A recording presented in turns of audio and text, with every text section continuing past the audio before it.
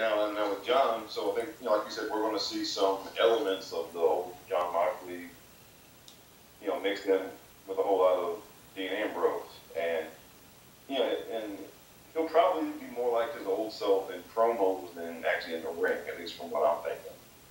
And, now we'll know for sure because he's going to be in G1, and his block, and the two different blocks for the G1, they're kind of like rounds, kind of like a round robin kind of thing. Mm-hmm.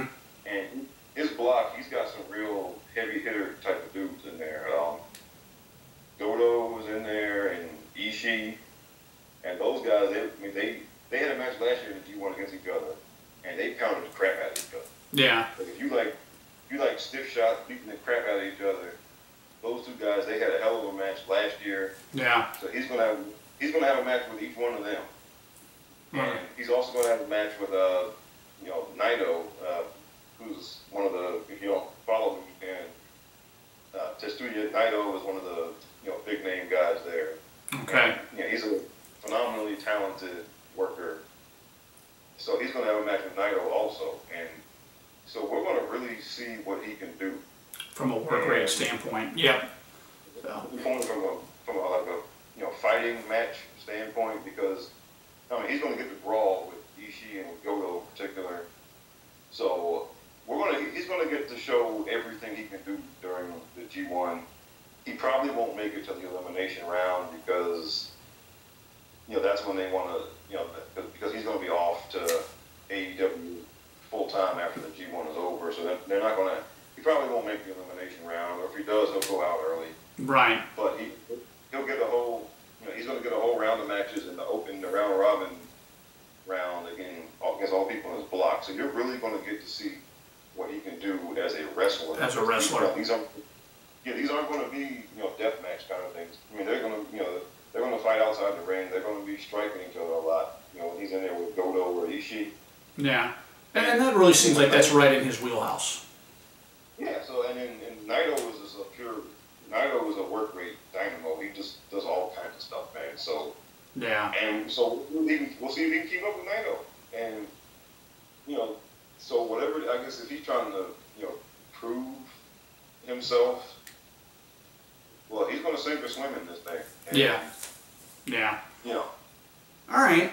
So if I were him, if I were him, I would definitely welcome the challenge. Yeah. And I think he'll do well. I think he will. Yeah. All right, so we're gonna pick this up in a second episode. YouTube right now, because I'm not partnered, only gives us about 10 minutes, and we're running at about 12. So we're gonna cut here. We're gonna come back with a second episode here in just a minute.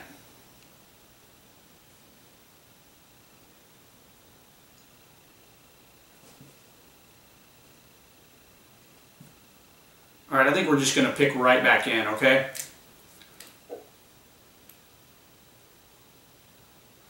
So I'm back here with Rob Bonnet. This is going to be part 2 of talking about, Jon Moxley, formerly known as Dean Ambrose, and the podcast he did with Chris Jericho, with Wade Keller. We got a little bit off topic talking, Rob got talking about New Japan and the G1 tournament and everything like that, and that's fine because, obviously Mox is going to be a part of that. And, like Rob was saying in the last video, it's really going to give people an opportunity to see what he can do as a worker.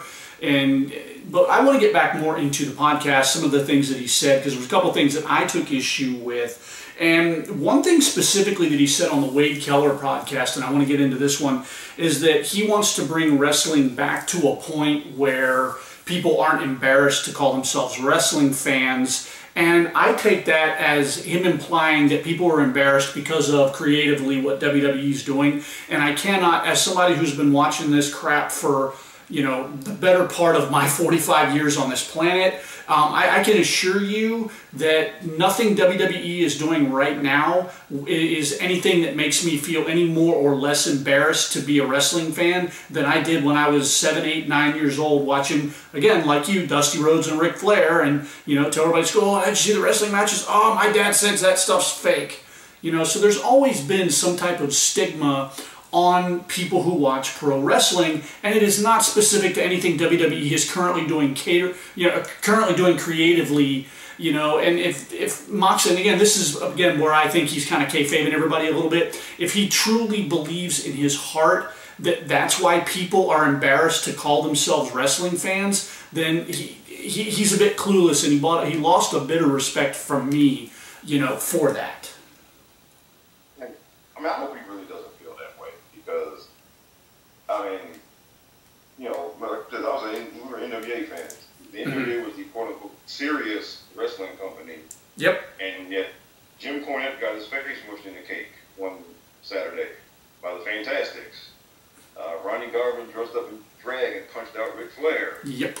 You know, on that show, we had, you know, the Boogie Woogie Man Jimmy Valiant, who was, you know, if you think R-Truth is silly, no, Jimmy Valiant was... He was ridiculous, brother. I mean, so, you know, again, that was the quote-unquote serious wrestling company. That was, you know, that was the wrestling company that, just like how like people now are saying that, you know, the Indies or AEW is quote-unquote real pro wrestling. Back in the 80s, you know, we were saying, oh, NWA is real wrestling. It's not that WWF stuff. Meanwhile, everybody that doesn't watch is laughing at us going, you know, none of it's real, right? Well, you know, it's all fake, right? Right. It doesn't matter what you watch. Right. And, I mean, it's you know, we're all in the same club here. You shouldn't be embarrassed. And also, when it was at its biggest mainstream point during the Attitude Era, that was about as silly and ridiculous as you could get.